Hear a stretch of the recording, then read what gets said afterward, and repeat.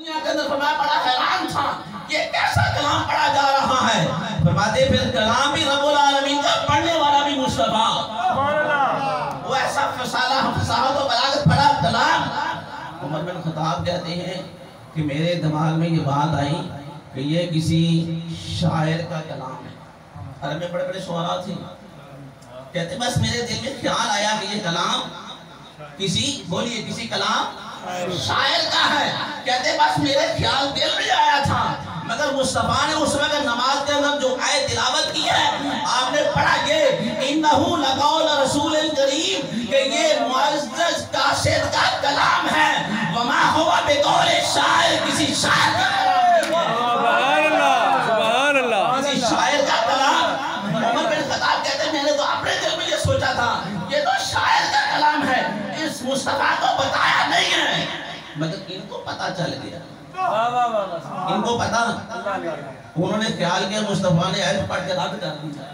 وما ہوا بقول شاعر, کہ یہ شاعر کا کلام نہیں ہے. تو حضور نے دل کی بات جانی, اگلا نتیجہ تو خود ہی نکال لینا.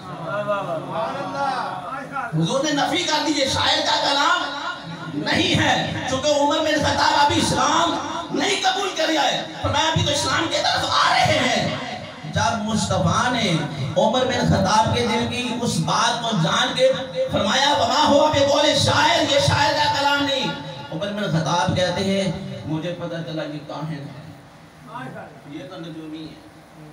یہ کوئی کاہن نجومی وہ کون ہوتا ہے جو اپنے علم کے مطابق دلوں کی بات. وہ عمر بن خطاب کہتے ہیں میرے تو دل میں یہ خیال آیا یہ شاعر ہے, میں نے بس بتایا نہیں, مگر اس نے پڑھ کے وما ہوا بقول شاعر, تو پتہ چلا یہ کاہن ہے, یہ نجومی ہے, اپنے علم سے یہ باتوں کو جانتا ہے. رسول کریم نے اگلی آیت پڑھی وَلَا بِقَوْلِ کَاہِنٍ, فرمائیے کاہن کا قول بھی نہیں ہے.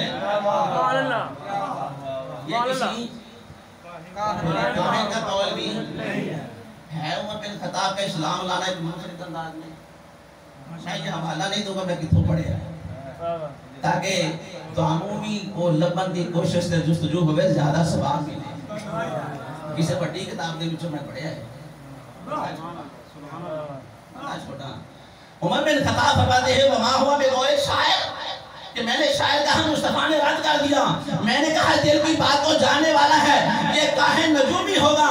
مصطفیٰ نے پڑھا ولا بقول کاہن, یہ کاہن کا قول بھی نہیں ہے. نہ میں کاہن ہوں, نہ میں جو پڑھ رہا ہوں, نہ وہ کاہن کا قول ہے. اللہ اکبر.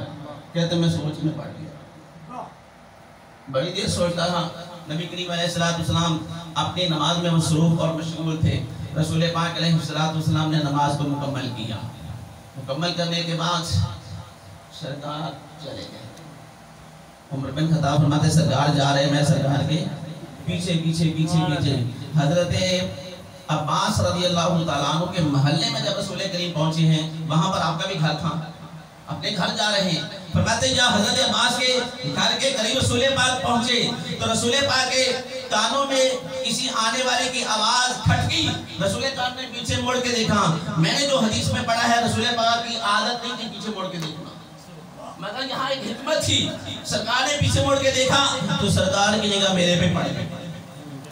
فرمایا ما جاءکا یا عمر بن خطاب حاضر شاہ, او عمر بن خطاب اس وقت کیوں آیا ہے, اس ٹائم کیوں آیا ہے؟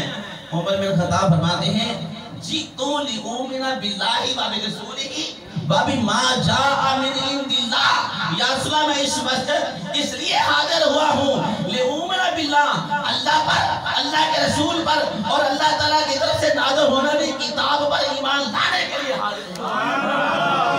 تو انہوں مننا سے آیا, تو انہوں کتوں چلے تھے, کتے پہنچے, کس کی خاطر؟ مصطفیٰ کی خاطر. لِأُؤْمِنَ بِاللَّهِ وَبِرَسُولِهِ, میں اللہ اور اس کے رسول کو ماننے کے لیے آیا ہوں. تو فرمایا کہ ان پر یقین رکھنے, پہلے یقین نہیں تھا. کلمہ پڑھتے ہیں اشہدو ان لا الہ الا اللہ واشہدو ان محمد رسول اللہ. کلمہ پڑھا تو کیا ہو گیا؟ صحابہ رسول بن گئے, مسلمان ہو گئے. بات تو مکمل ہو جانی چاہیے، مگر نبی پاک علیہ السلام نے کیا کیا؟ اپنا ہاتھ فرماتے عمر میرے سینے پہ پھیر دیا، اور یہ دست مصطفیٰ کو معمولی ہاتھ نہیں تھا، یہی وہ دست مصطفیٰ تھا کہ جب معبد کے گھر جاتے ہیں، معبد کی وہ بکری جو انتہائی لاغر و کمزور ہے، دست مصطفیٰ جب اس کو لگتا ہے وہ کمزور ہڈیوں والی ایک پل کے اندر فربا ہو جاتی ہے، موٹی ہو جاتی ہے، جیسے خشک درخت ہرا بھرا ہو جاتا ہے۔ ایک لمحہ گزرتا ہے، ادھر دست مصطفیٰ مسوا بچوا ہے، ادھر وہ بکری جوان ہو جاتی ہے، موٹی تازہ ہو جاتی ہے۔ ایک فنکشن رسول پاک کے ہاتھ تھا، اگلا دوسرا کام وہ کیا تھا؟ فرماتے کو دودھ بھی نہیں دیتی تھی، مالک جو تھا وہ باقی بکریوں کو لے گیا، یہ چلنے کے لائق اور قابل نہ تھی، یہ گھر کمزور سمجھ کے چھوڑ گیا۔ دست مصطفیٰ لگا ہے، وہ ہری بھری بھی ہو جاتی ہے، اور جس کے تھنوں میں خشک بنایا دودھ نہیں تھا، وہ تھن بھی دودھ سے بھر جاتے ہیں۔ دیکھی دست مصطفیٰ کی برکات، اور یہی دست مصطفیٰ، اس کا ایک اور بھی کمال ہے کہ حضرت مسلمہ رضی اللہ تعالیٰ عنہ فرماتے ہیں میں میدان بدر کے اندر کافروں کے ساتھ لڑائی کر رہا تھا تو میری تلوار ٹوٹ جاتی ہے، اور عبداللہ بن جحش کا بھی آتا ہے، ان کے ساتھ بھی اسی طرح کا واقعہ ہے۔ فرماتے ہیں تلوار ٹوٹ گئی، میں جلدی بارگاہ مصطفیٰ میں حاضر ہوا، یا رسول اللہ دشمن کا سامنا ہے اور تلوار کی ضرورت ہے، میری تلوار ٹوٹ جاتی ہے۔ نبی رحمت علیہ السلام نے کیا کیا؟ سرکار کے ہاتھ میں چھڑی تھی، فرمایا اللہ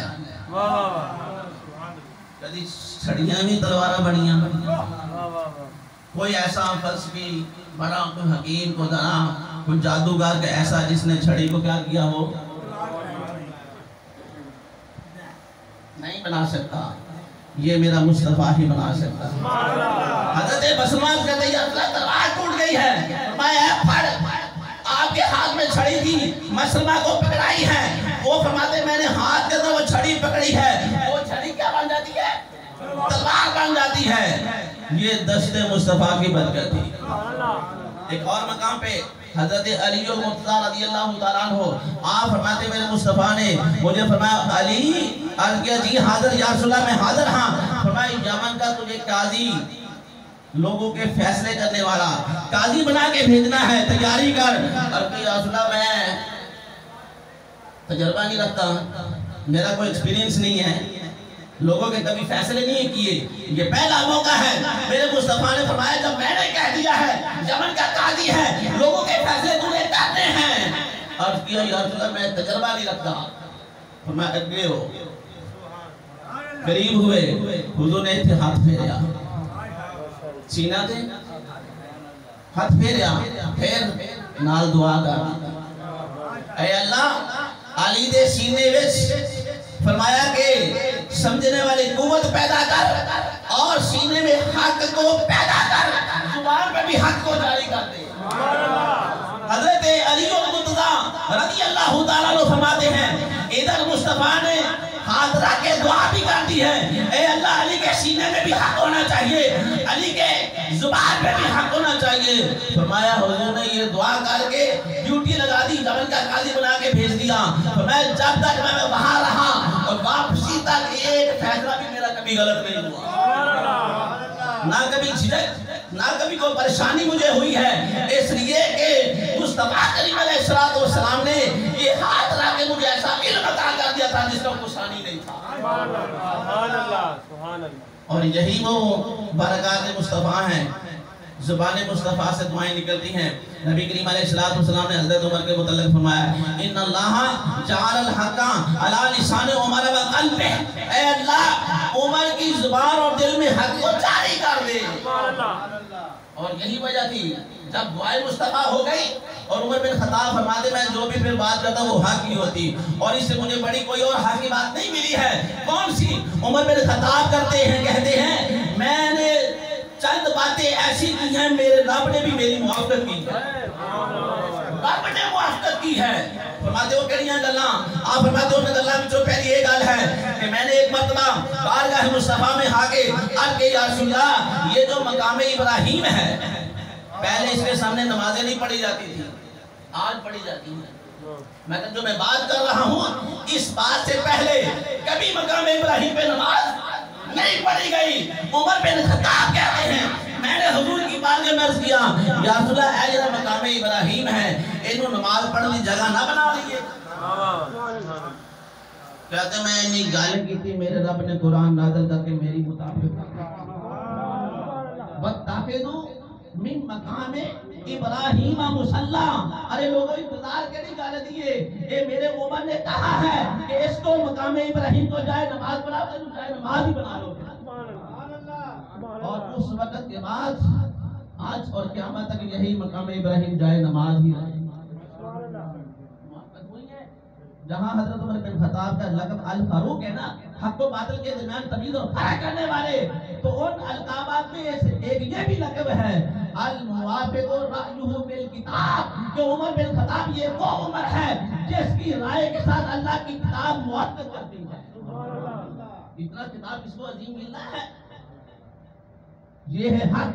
جب عمر کی زبان سے بات نکلتی ہے اللہ کا قرآن نازل ہوتا ہے. ایک اور مقام پہ حضرت عمر بن خطاب رضی اللہ تعالیٰ عنہ عرض کرتے ہیں یا رسول اللہ صلی اللہ علیہ وسلم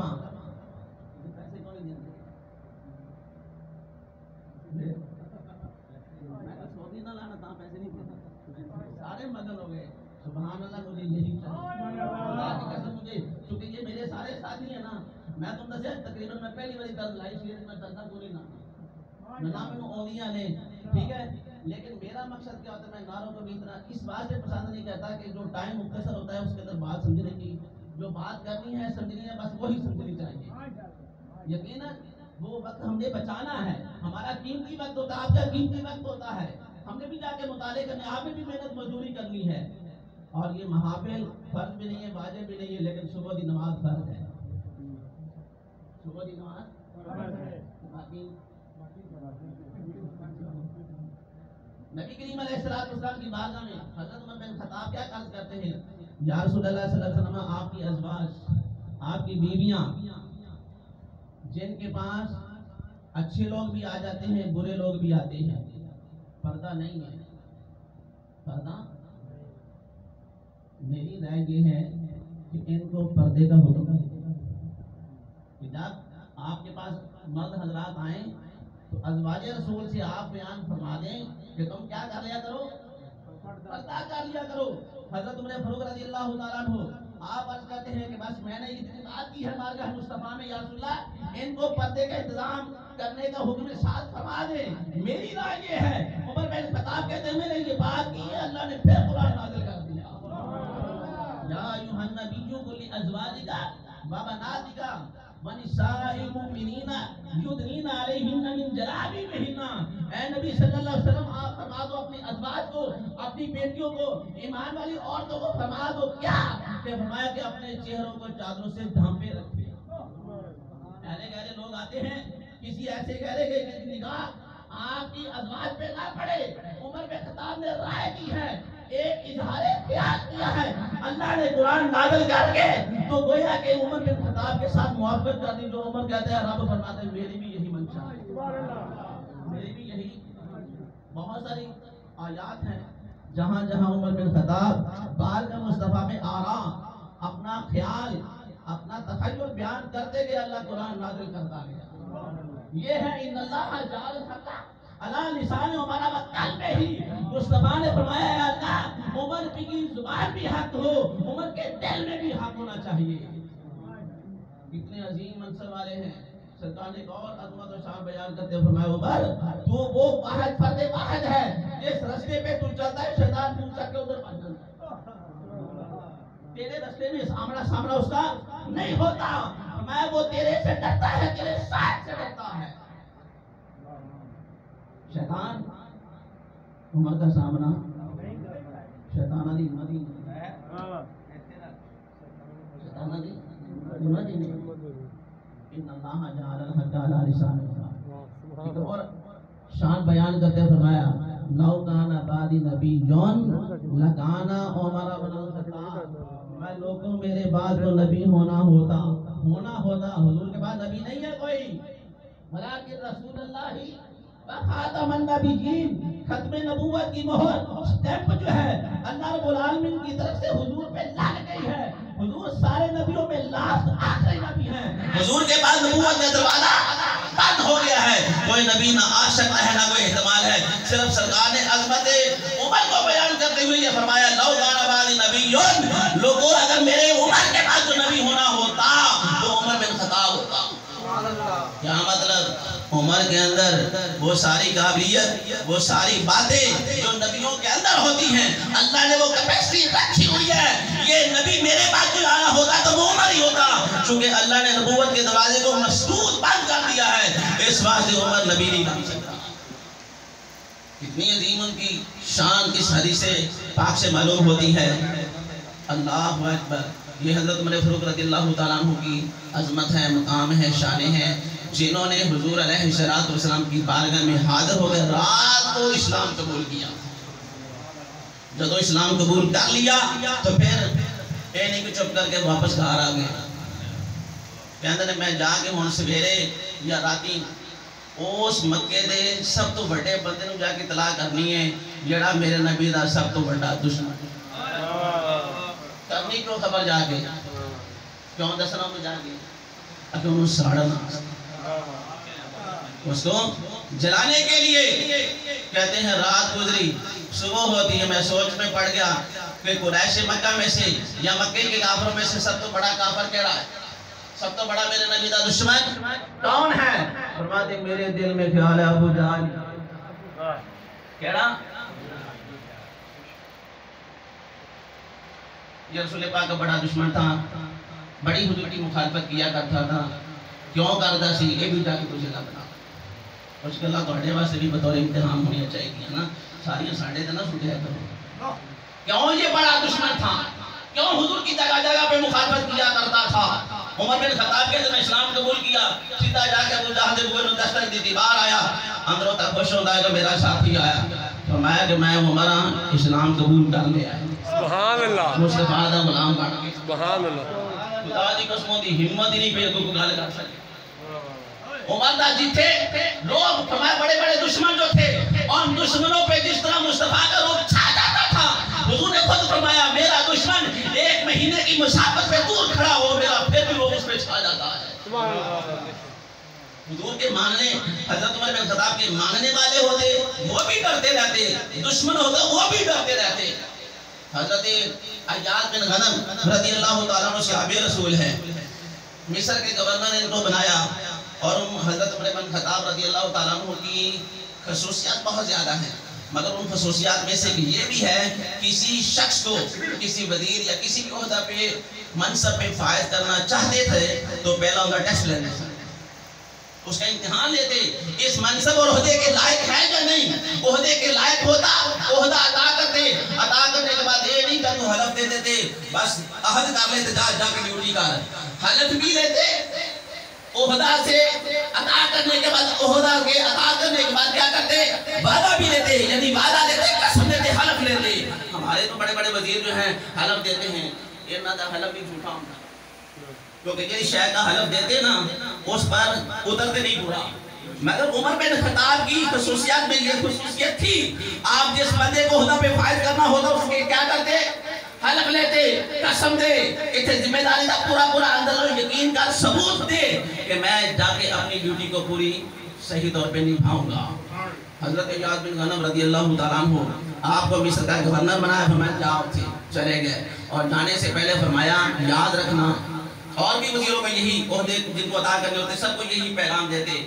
سب سے پہلے پیغام ان کا یہ ہوتا تھا، کون سا؟ فرمایا کہ تسی باریک لباس نہیں پہننا. باریک لباس نہیں پہننا کیونکہ بڑا عمدہ لباس ہوتا ہے نا، اعلیٰ قسم کا ہوتا ہے. فرمایا یہ لباس نہیں پہننا. نمبر 2، جڑا آٹا ہے وہ چھان کے نہیں کھانا ہے. آٹا یہ بھی تو ضرورت ہے، بہت انشاءاللہ نامت ہوتا ہے نا. فرمایا جی میں آٹا پس کے آیا اسی طرح اس کو بنا کے تیار کر کے روٹی کھانی ہے. آٹے کو چھان کے. ایک کن کو پیغام دے رہے ہیں؟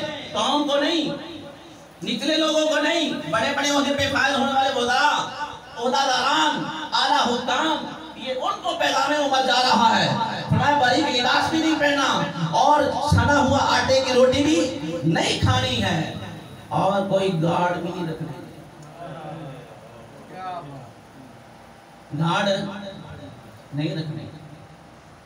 और यही अय्याज बिन गनम रज़ी अल्लाह ताला अन्हु सारी वसीयतें तो कर दी, ये चले गए।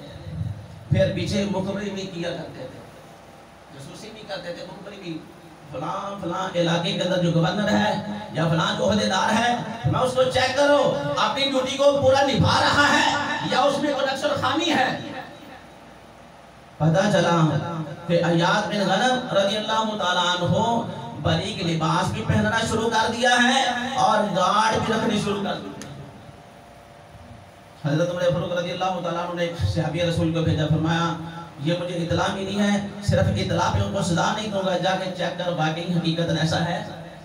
यानी हमारे यहाँ तहकीक होनी चाहिए।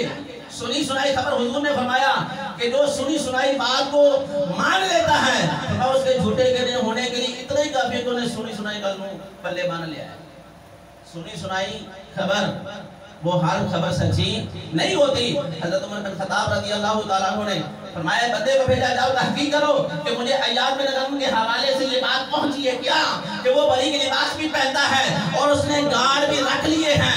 वो गया, उसने तहकीक की है, वापसी पे आके पैगाम दिया, हाँ या अमीरुल मोमिनीन कि उस वाक़या ही वो छना अपना बारीक लिबास भी पहनता है और गार्ड भी उसने रखे हैं। फरमाया हुन दोबारा जा और जिस हालत में फड़ के दे, जिस हालत में भी है गिरफ्तार कर। वो दोबारा जाते हैं और जाके अय्याज बिन गनम को गिरफ्तार करके बारगाहे फारूकी में पेश करते हैं। हज़रत उमर फारूक रज़ी अल्लाह ताला अन्हु ने आते हुए उससे पूछा, पूछने के बाद जब बात मतलब यकीनी हो गई कि ये वाक़या ही इसमें वो खामियां हैं, हज़रत उमर बिन खत्ताब ने फरमाया थे वर्दी ला और ने बकरियां लेके जंगल में जा तो चरा के ऐसी कोई ड्यूटी हो ना। बड़े बड़े आला हुकाम जो हैं हमारे रियासत मदीना का दावा करने वाले, अल्लाह के बंदे रियासत मदीना उमर फारूक ने जारी की है, उनसे जाके पूछो कि रियासत मदीना क्या होती है। उन्होंने निफाज करके दिखाया, अमल करके दिखाया, निफाज करके दिखाया कि रियासत मदीना इस चीज का नाम है। फरमाया बकरियां ले ले और जाके जंगल में चरा। ज़ाहिर एक बंदा बड़े ओहदे पे हो और फौरन उसके ओहदे से हटा के उसको किसी निचले ओहदे पे या कोई निचली ड्यूटी उसके ज़िम्मे लगा दी जाए तो फरमाया कि उसकी तौहीन इंसल्ट है। अय्याज बिन गनम अंदर से बड़े परेशान हो गए, यार ओहदे से फारिग करना तो कर देते, ये क्या चक्कर हुआ कि मुझे बकरियां दे के चराने के लिए हुक्म जारी कर दिया। बकरियां ले तो ली हैं, जा रहे हैं तो कहते हैं काश मैं ऐंदना मर बकरियां चराना तो काश मैं मर ही जाता। उमर बिन खत्ताब ने गाल सुन ली और फरमाया याद बिन गनम मेरे ज्यादा ऐब है, बड़े बड़े भी ये काम करते रहे। और याद रखना बकरी बड़ा शरीफ तबा जानवर है। नबी करीम अलैहिस्सलातु वस्सलाम ने फरमाया कोई भी ऐसा नबी नहीं जिसने बकरियां ना चराई हो। जब हुजूर ने ये बयान किया सहाबा करमान कहती या रसूल अल्लाह कोई भी नबी ऐसा नहीं जिसने बकरियां ना चराई हो। फरमाया हां हां अर्ज़ या रसूल तुसी भी चराइयां हैं। फरमाया मैं भी चराइयां। सुभान अल्लाह। जिस घर में बकरी होती है अल्लाह की रहमत और बरकत होती है। साड़ियां मौलवियां दे तो मजबूरियां ने साडे कोल रैशा बड़ियां कोनी, मगर ना मेरा इरादा ऐसी कि मैं बकरी रखूं। रैश तुसी ले दो तो बकरी सुभान अल्लाह। कसम खुदा दी बड़ी बरकतें हैं। ये बड़ा शरीफ जानवर है, बड़ी बहारें इसकी हैं। इससे बड़ी बात और क्या है, कोई भी नबी ऐसा नहीं जिस नबी ने बकरियां ना चराई हो। इतने अजीम मनसब वाले ओहदे वाले अल्लाह के अंबिया रसूल अलैहिस्सलातु वस्सलाम काम देखो, ये तो घटिया काम नहीं है, इस काम के अंदर भी उनकी शान है। फरमाया याद बिन गनम बकरियां ले चल चरा। और वो अंदर ख्याल करते हैं और जुबान से जुमला निकल गया काश के मैं मर जाता इस काम में। तो उमर बिन खत्ताब ने किया क्या थोड़े बड़े भी ये काम है ठीक है। फिर कुछ देर के बाद हज़रत उमर बिन खत्ताब ने उनको दोबारा उस पहले ओहदे पे फाइज किया जब वो पक्की तौबा किया। उमर बिन खत्ताब को अमीरुल मोमिनीन अब मैं पूरी ड्यूटी जिम्मेदारी से कबूल करता भी हूँ, निभाऊंगा भी। फरमाया ठीक है, चलो वो काम कर चलते। ये है आला हुकाम की खबरगिरी। بڑے پیمانے پہ کوئی شخص ہوتا یا نچلے درجے کی عوام اور رعایا ہوتی، ہر ایک ہی خبر لیا کرتے تھے۔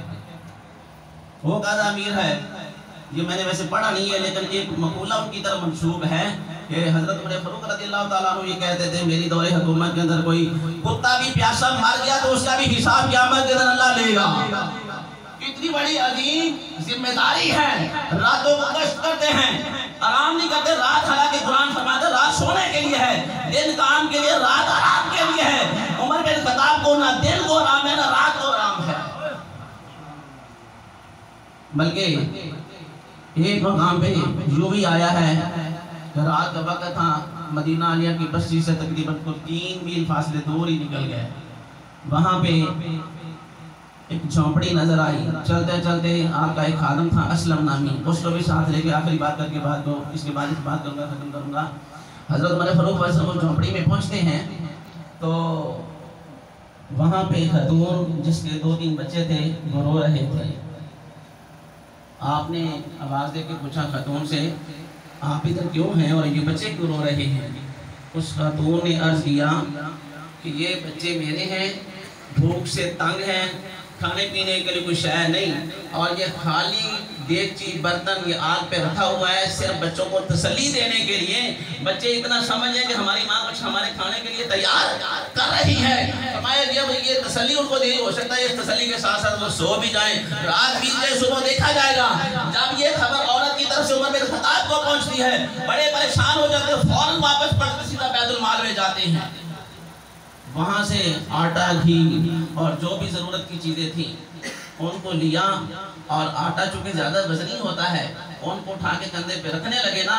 ساتھ جو خادم اسلم نامی تھا اور کہتا حضور آپ تو ہمارے خلیفہ امیر المومنین ہیں، آپ کا بڑا مقام بڑی شان ہے، ہم خادم غلام ہیں، یہ کام ہمارے ذمہ ہیں، آپ یہ آٹے کا تھیلا مجھے عطا فرمائیں۔ فرمایا نہیں دیا۔ خادم کی خدمت کرنا کام ہوتا ہے، اس نے اصرار کیا نہیں حضور مجھے عطا کرے، وہ اصرار کرتا، عمر بن خطاب انکار کرتے ہیں۔ بالآخر آپ نے یہ جملہ فرمایا اگر تو یہ آٹے کا تھیلا یہ میرے سے لیتا ہے تو میں قیامت کے دن عمر کا بوجھ تو اٹھائے گا۔ میں گناہوں کا نہیں کہتا، میں نے پڑھا نہیں ہے، عمر کا بوجھ اٹھائے گا۔ چپ ہو گیا خادم، سمجھ گیا کہ قیامت کے دن اپنا بوجھ ساڑھے کو نہیں چکا جائے، دوسرا بوجھ کچھ چکاں گے۔ جڑے سارے لوگ بڑے بڑے عہدیاں والے جڑے تھوڑے ساڑھے خون پیندے نے، وہ تو میں نہیں دساں گا کہ وہ خون پیندے نے، ان کو پتہ یہ وزیر ہے۔ وزیر 2 طرح کا ہوتا ہے، ایک وزیر وہ ہوتا ہے جو بوجھ لوگوں کا اٹھانے والا ہوتا ہے، ایک وہ وزیر وہ ہوتا ہے جو اپنا بھی بوجھ عوام کو چھوڑتا ہے۔ وزیر کا معنی یہی ہوتا ہے، یہ اپنا بوجھ بھی عوام پہ رکھتے ہیں، حالانکہ ان کو عہدے دیے گئے، ووٹ دیے گئے، ان کو یہ ساری وزارتیں کس واسطے ملی ہیں؟ عوام کی خیر خواہی کے لیے، عوام کی خبر گیری کے لیے، انہاں دا بھار اسی چکلائیں، مگر یہ اپنا بھار عوام پہ پیش کر دیتے، ڈال دیتے ہیں۔ اور حدیث پاک میں رسول پاک علیہ السلام نے فرمایا قیامت کا دن ہوگا، ہر ایک سے اس کی رعایا کے بارے میں سوال کیا جائے گا۔ رعایا کے بارے میں، گھر کا باپ سربراہ ہے، اس کی بیوی اس کے بچے وہ اس کی رعایا ہے، باپ سے بھی قیامت کے دن پوچھا جائے گا تیری اولاد سارا دن کتے پھرتی رہی ہے، تو لاپرواہ ہو جائے تو فکر ہی نہیں ہے۔ باپ اتنا لاپرواہ ہے، بیٹا شرابی بنا ہے، شراب پیتا پہ سگریٹ نوشی کرتا ہے، پیسہ کا ضائع ہے، جان بھی ضائع، وقت بھی ضائع، عمر بھی ضائع، اور والدین کا شرابی بندہ جڑا ہوتا ہے وہ نافرمان نہیں ہوتا، فرما بردار نہیں ہوتا، ان کا خاتمہ بھی چنگا نہیں ہوتا۔ بلکہ میرے بات یاد آ گئی حضرت عبداللہ بن مسعود رضی اللہ تعالیٰ عنہ، آپ فرماتے جڑا بندہ شرابی ہوتا ہے نا، جڑا بندہ شرابی ہوتا ہے، میں جو شراب پیتا ہے، عبداللہ بن مسعود نے قسم چکے کیا، فرمایا مجھے قسم ہے، بلکہ قسم تو اگلی گال کرتے ہیں، فرمایا جڑا شرابی بندہ ہوتا ہے نا، جب وہ قبر میں جاتا ہے اس کا چہرہ، ہم جب میت کو دفناتے ہیں تو اس کا چہرہ کدھر کرتے ہیں؟ قبلہ کی طرف۔ عبداللہ بن مسعود فرماتے ہیں شرابی بندہ دفن کرنے کے بعد اس کا چہرہ قبلے سے ہٹ جاتا ہے، قبلے کی طرف اس کا چہرہ نہیں رہتا. آپ نے فرمایا ہو سکتا ہے لوگ میری باتیں اعتبار نہ کرتے ہوں.